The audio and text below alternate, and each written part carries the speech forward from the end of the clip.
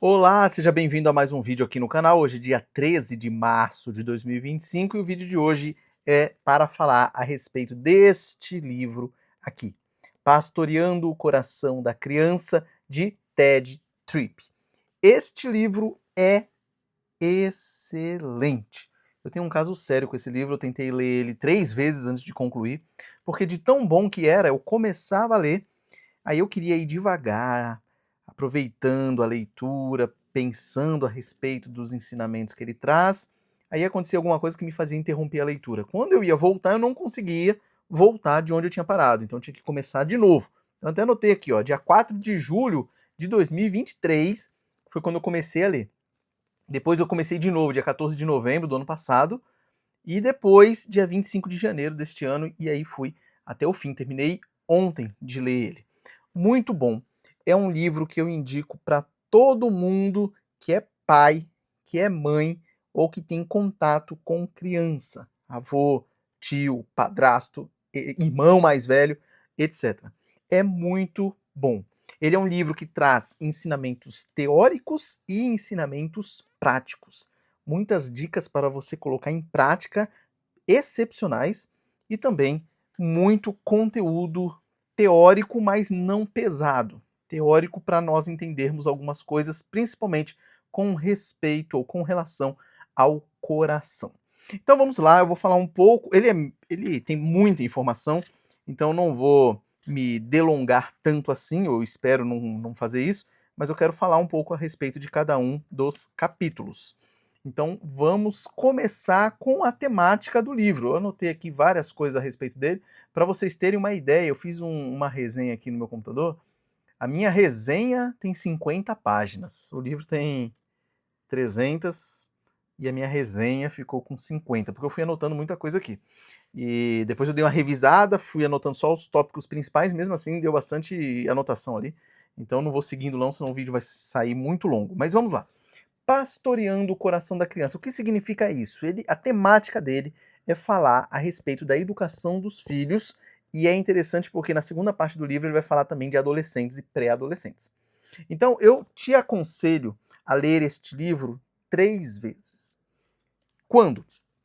Quando você estiver prestes a ter o seu filho, ou seja, descobriu que a esposa está grávida, pum, já compra, já lê. A esposa está grávida, lê. Depois, quando a criança estiver um pouquinho maior, você lê de novo. Pela minha experiência, quando sua criança estiver aí com 3 anos, 4, leia novamente. E depois, na pré-adolescência, é bom ler também. Porque se você lê agora, até o seu filho ter 12 anos, muita coisa você vai ter esquecido. Então eu acho que é um livro para ser lido 3 vezes nessas fases aí. Eu acho que vai ser muito eficiente. Mas vamos lá. Pastoreando, o que significa isso? Conduzir o seu filho ao Senhor. É isso que ele vai falar aqui. Pastoreando o coração da criança. Então, como é que eu faço para conduzir o meu filho a Deus? Aí que está o pulo do gato do livro. É trabalhando o coração da criança.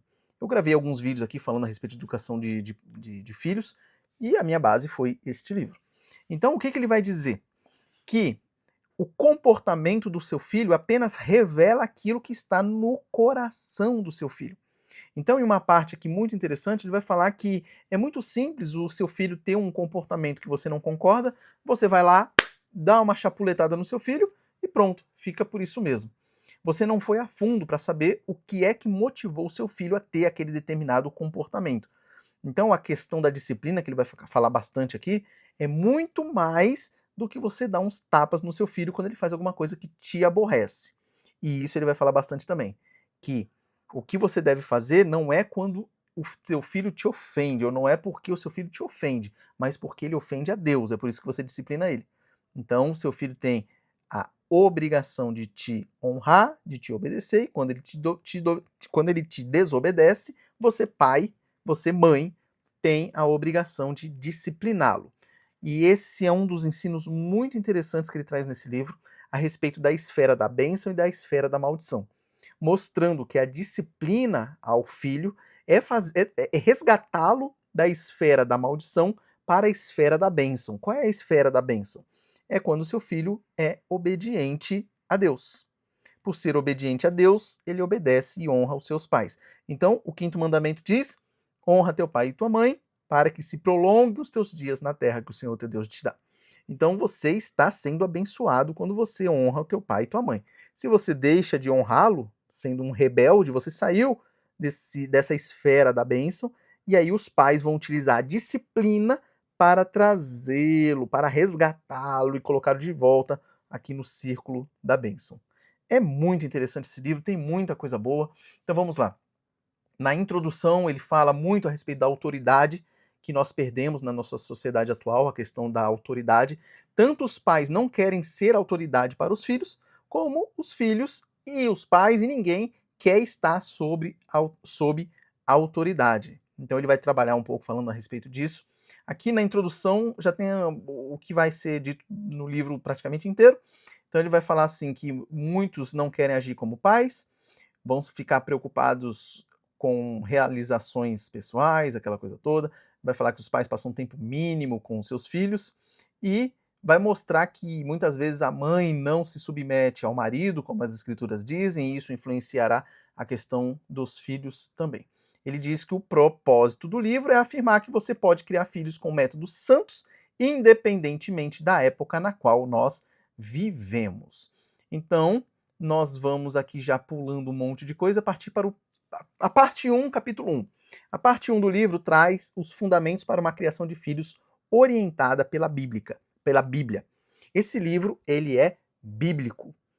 Você vai pegar um monte de livro que se diz cristão, tratando de educação de filhos, utilizando métodos da psicologia, métodos humanos, sem base bíblica. Este livro não. Este livro, ele tem base bíblica. Então, recomendo de novo. Então vamos lá. Capítulo 1, chegando ao âmago do comportamento. Aqui é o que ele vai dizer daquilo que eu acabei de falar, que o coração determina o comportamento. Então, é no coração da criança que você deve trabalhar, não no comportamento. Então, um exemplo interessante que ele traz aqui é quando um filho bate no outro. Você pode simplesmente, bateu, você vai lá e bate nos dois, como era antigamente, né? O que os pais diziam? Se não parar de brigar, vai apanhar os dois. Quem teve culpa, quem não teve, era chinelado para todo lado. E aí, teoricamente, resolvia o problema. Mas não foi no âmago do problema, o coração. Então, qual que é a ideia? Você conseguir levantar o porquê o seu filho bateu no outro.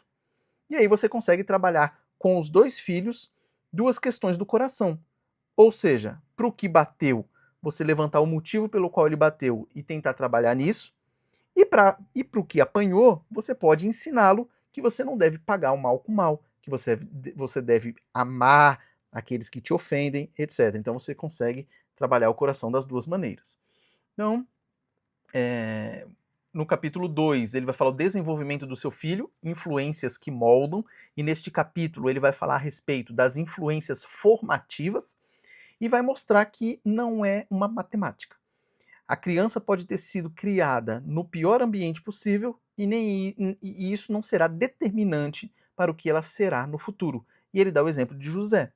O José, que sofreu por conta dos seus irmãos, conflitos familiares, injustiça, foi preso, foi humilhado, etc. Poderia ser um amargurado, um ressentido, mas não. Foi uma pessoa humilde, uma pessoa sábia, etc.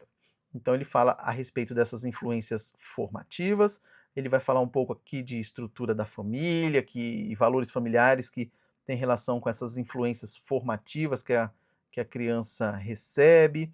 Aí ele vai falar aqui um pouco dessa questão que eu acabei de falar, de que não é um modo determinista. Depois ele já chega aqui no capítulo 3, que é o desenvolvimento do seu filho, orientação em direção a Deus.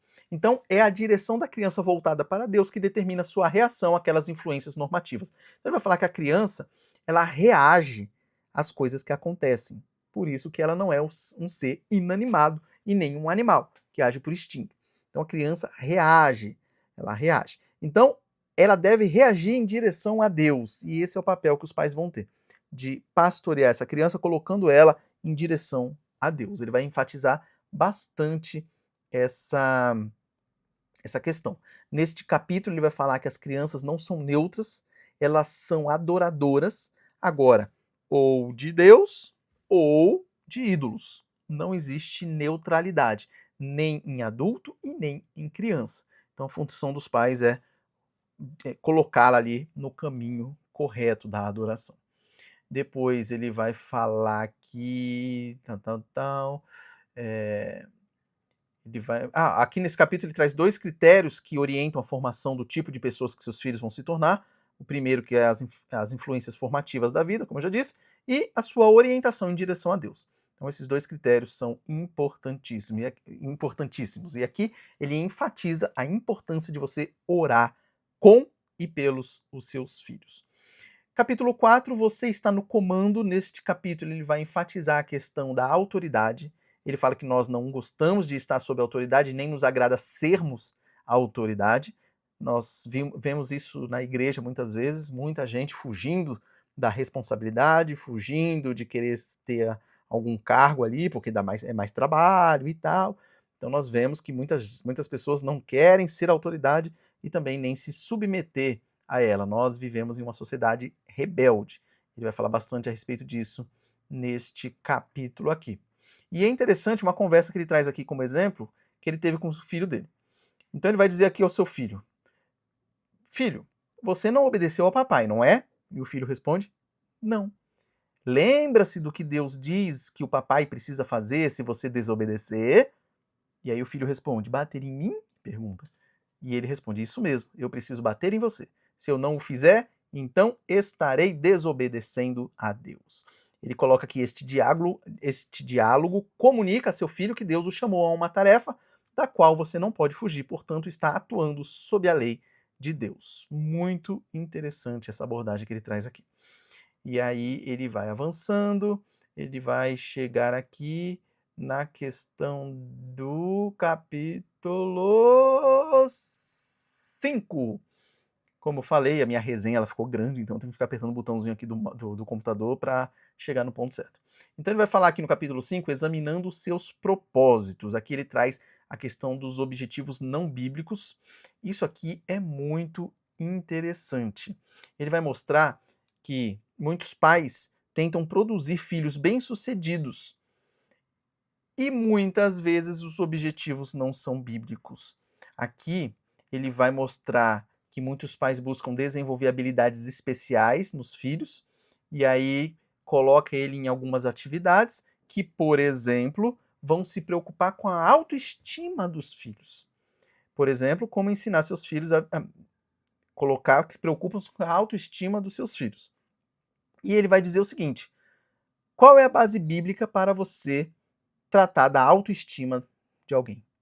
Sendo que a Bíblia enfatiza você estimar os outros e não a si próprio. Então você vê como que tem uma relação com a nossa sociedade atual muito forte.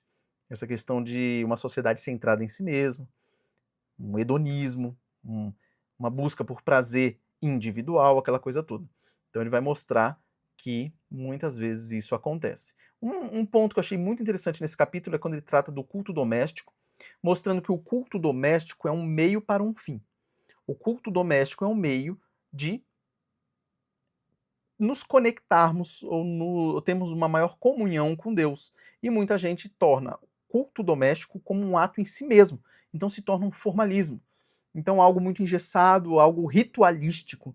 E isso não é bom para ninguém, nem para os pais e nem para as crianças. Então ele fala um pouco a respeito disso aqui, que eu achei muito legal, mostrando que a vida deve ter um impacto com relação ao culto doméstico e não ser apenas um ritual que as pessoas se acostumam a fazer e faz porque acostumou. Neste capítulo ele também fala que a gente deve equipar os nossos filhos para que eles vivam e atuem em uma cultura que abandonou o conhecimento de Deus. Muito interessante. Aqui ele fala que perdemos nossos filhos porque falhamos em pensar claramente sobre a finalidade principal do homem. Aquela primeira pergunta do Catecismo Maior de Westminster: qual é o fim principal do homem? Glorificar a Deus e alegrar-se nele para sempre. Na versão mais antiga, glorificar a Deus e gozá-lo para sempre. Então nós perdemos isso de vista, aí o negócio descamba. Ele fala aqui que nós treinamos muitas vezes os nossos filhos para não pensarem biblicamente. Isso aqui é uma exortação muito forte. nós utilizando métodos antibíblicos para educar os nossos filhos, por causa da influência da cultura. Muitas vezes, naquele exemplo que eu dei, né, os filhos um batendo no outro, e você vai ensinar o que apanhou a ir lá e bater no outro, ou seja, você ensinando vingança para o outro, ou retribuir o mal com o mal. Então, muitas vezes, nós não aplicamos a Bíblia nesse sentido. Depois, capítulo 6, modificando os seus objetivos. Então, ele mostra aqui que existem passagens bíblicas que aliás, ele pergunta aqui, existem passagens bíblicas que ordenam o desenvolvimento da autoestima como um objetivo bíblico? Aquilo que eu acabei de falar. Então, não deveríamos estar mais preocupados com o conceito correto sobre nós mesmos? Muito interessante. Então, ele coloca aqui que muitas atividades ensinam nossos filhos a confiarem em si mesmos. Por exemplo, atividade atlética, competição, aquela coisa toda. Você consegue tudo que você quiser e tal. Então, mostrando que eles devem confiar em si mesmo, quando a Bíblia diz que nós devemos confiar em Deus. Tanto é que no final aqui ele mostra que a atividade física ela é recomendável para uma vida de serviço a Deus, para sermos usados no reino de Deus. Muito interessante isso aqui também. Pouca gente fala a respeito disso. É necessário fazer atividade física? Sim. Mas qual é o objetivo? Por que você faz atividade física? E aqui ele traz, para sermos usados no reino de Deus. Esses dias eu vi uma ilustração que dizia o seguinte, que Deus me deu uma mensagem e um jumento para eu levar essa mensagem. Eu não dei comida para o jumento morreu e agora não consigo levar a mensagem. O jumento era a própria pessoa, mostrando que a pessoa não cuidou do seu físico e aí ficou impossibilitado, morreu, ficou deficiente e não conseguiu levar a mensagem que o mestre pediu. Então, mostrando a importância de nós praticarmos atividade física, nos preocuparmos com a alimentação, para que nós estejamos aptos para cumprir aquilo que Deus quer que nós cumpramos nesta terra aqui. Aí vai avançando aqui, de novo ele fala aqui. Daí, esse capítulo ele puxa muitas coisas do capítulo anterior, mas colocando aqui no rumo certo. Depois ele entra no capítulo 7, falando descartando métodos não bíblicos. Aqui ele diz que Deus está preocupado não apenas com o que fazemos, mas em como fazemos. Então o objetivo fim é X. Quer dizer que eu posso usar qualquer método para chegar ali? Ou seja, será que os fins justificam os meios? E ele mostra que não. Tanto os métodos como o fim são importantes para Deus. E ele mostra aqui que muitos educadores, ao tratar de educação de filhos, vai usar a mente humana como padrão, e isso é errado. É a Bíblia que deve ser utilizada. Então ele fala a respeito de emocionalismo, isso aqui, essa parte é muito boa, que uma das formas de não educar os seus filhos é usar o emocionalismo, ou seja, apelar para o medo da criança, ou apelar para o seu sentimento. Você está me deixando tristinho, filho meu. Então, o papai ficou triste porque você não obedeceu o papai. Esse tipo de emocionalismo. Aí ele coloca lá, envergonhar a criança, também é algo que não se deve fazer. E o apelo para não prejudicar a reputação dos pais. Como nós vimos, a reputação que importa aqui é Deus e não a dos pais. Ah, você está fazendo isso, está me magoando. Se não for algo pecaminoso, não é algo que você deva utilizar para controlar o comportamento do seu filho. Ele colocou aqui também uma outra forma de privação emocional é colocar a criança de castigo, isolada, como se ela não existisse. Daqui a pouco, quando ele falar a respeito de disciplina, ele vai tratar um pouco melhor desse ponto, mas ele fala que essa privação emocional também é algo que não se deve fazer. Não tem base bíblica para isso. Ah, você fez tal coisa que eu não gostei, vai ficar no seu quartinho de castigo lá. Fecha a porta e deixa o filho lá. Eu já fiz isso, até ler este livro, e os argumentos dele me convenceram que eu estava errado. Então não faço mais. Aí ele fala muita coisa aqui. Não, ele fala muita coisa não. Estou viajando aqui. Chegou aqui no final, capítulo 8. Adotando métodos bíblicos. Aqui é interessante. O capítulo 8 e o capítulo 9, ele vai falar a respeito de métodos bíblicos da educação. E ele vai tratar de comunicação e de vara. A vara da disciplina e a comunicação. Ele fala que a comunicação deve ser ampla e plena. E também deve ser utilizada junto com a vara. Ele fala que a vara preserva a autoridade dos pais. E a ênfase na comunicação abundante anula a disciplina fria e tirânica. Aquilo que eu falei no início. É muito fácil seu filho fazer um comportamento que você não quer, você vai lá dar uma chinelada e pronto, não fala nada. Agora, a disciplina bíblica dá trabalho. Dá trabalho porque você não só bate, mas você conversa, você explica, você mostra, você mais conversa do que bate. Então ele vai mostrar em determinada parte do livro que a disciplina, a dor física, é algo para chamar a atenção do filho para algo importante. E aí você vai conversar e buscar saber qual foi o motivo dele ter praticado aquela coisa. E aí você vai trabalhando o coração do seu filho. Ah, ele praticou algo por estar com inveja de alguém, por ser egoísta, por só pensar em si. Então você vai trabalhando a questão do coração. Ele vai trabalhar bastante falando a respeito de comunicação, vai falar que não é um monólogo, é um diálogo, você tem que conversar com seu filho. Ele traz diversos exemplos práticos aqui. E depois ele entra no capítulo 9, falando, adotando métodos bíblicos e mostra os tipos de comunicação. Então ele fala que geralmente reduzimos a criação de filhos a regras, correção e disciplina, quando na verdade tem muito mais. Ele diz que não devemos perder de vista o encorajamento, a correção, a repreensão, apelo, instrução, aviso, ensino, admoestação, mostrar benefícios, obediência e oração. Então ele vai tratar um monte de coisa relacionada aqui aos tipos de comunicação e ele vai discorrer sobre cada uma dessas palavras que eu falei aqui. Eu não vou falar delas para não consumirmos muito tempo. No capítulo 10, ele vai falar, adotando métodos bíblicos, uma vida de comunicação. Mais um capítulo falando a respeito de comunicação. Então ele vai aqui trabalhar outros aspectos da comunicação também. Vou pular porque eu já falei e tal. Falou de relacionamento pai e filho, ele trabalha bastante aqui. Ele fala da preparação para outros relacionamentos, você trabalhar o filho para isso, para o filho ter uma vida plena, tal.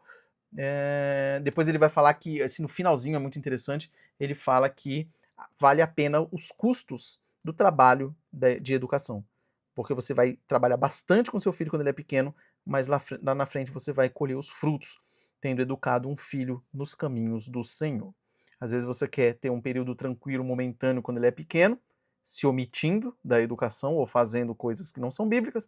Lá na frente ele vai dar um trabalhão e aí você vai se arrepender. Capítulo 11, ele fala adotando métodos bíblicos e aqui ele vai falar especificamente da vara. Eu já dei um resumo aqui do que é a vara. E é claro que a vara não é você espancar o seu filho. Não é, ele mostra isso também, você não disciplina, não utiliza a vara. A vara aqui é um modo de dizer. Não necessariamente você vai pegar uma vara para você bater no seu filho. Você pode utilizar outras coisas que fazem o mesmo papel. Mas ele explica que mostra que você não deve fazer isso na frente dos outros. Você deve fazer isso sempre conversando bastante com seu filho. Você não deve espancar o seu filho.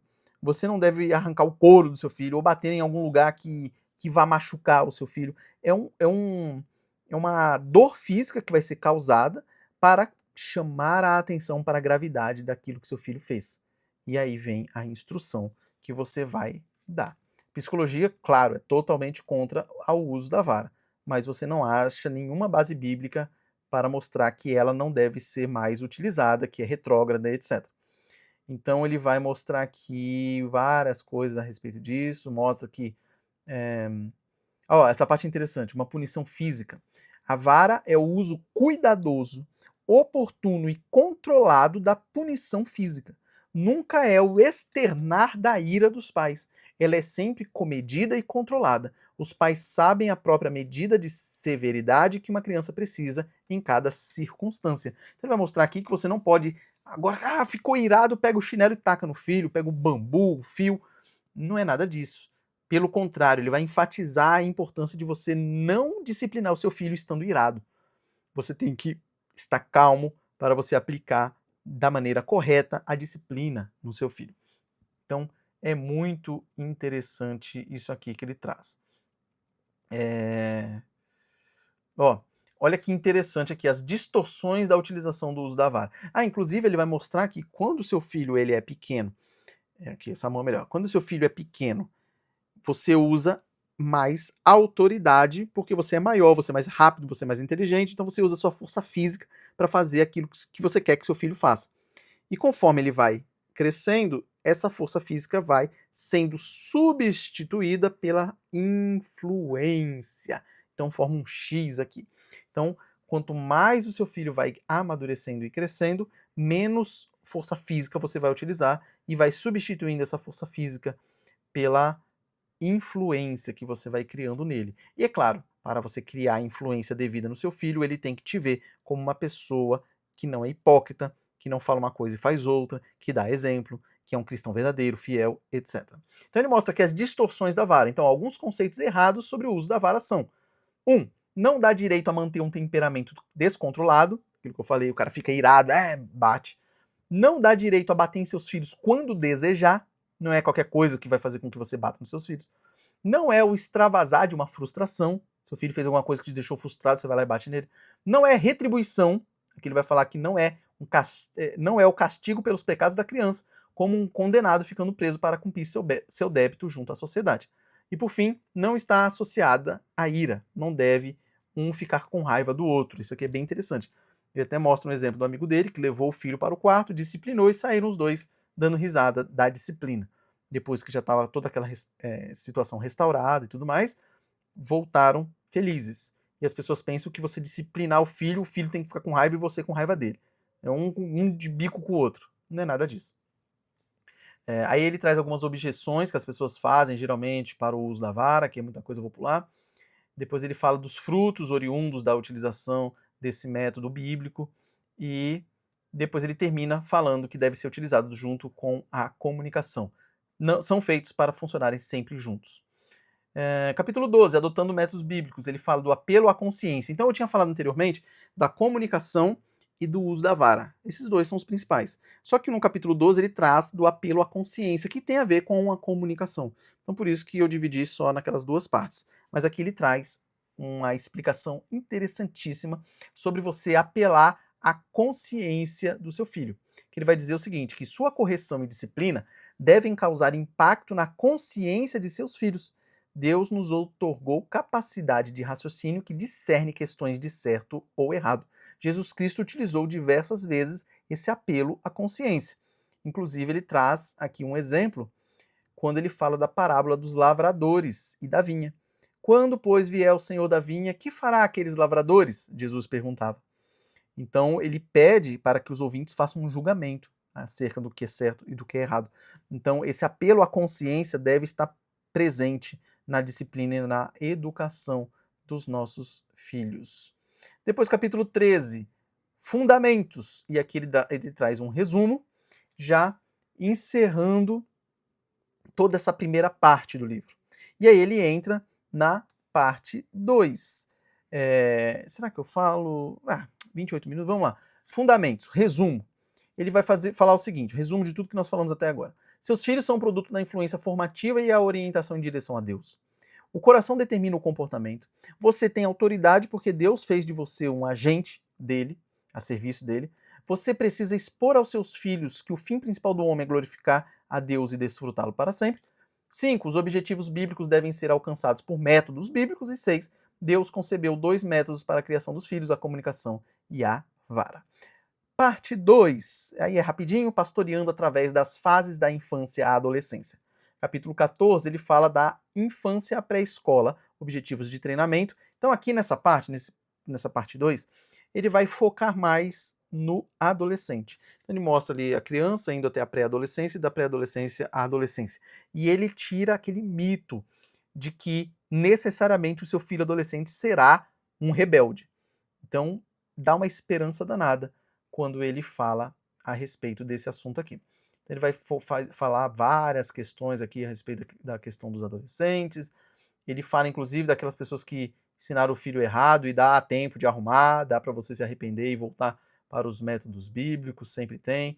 E ele sempre está colocando a importância do Espírito Santo, a importância da oração na educação dos filhos, porque nós não podemos nada sem ele.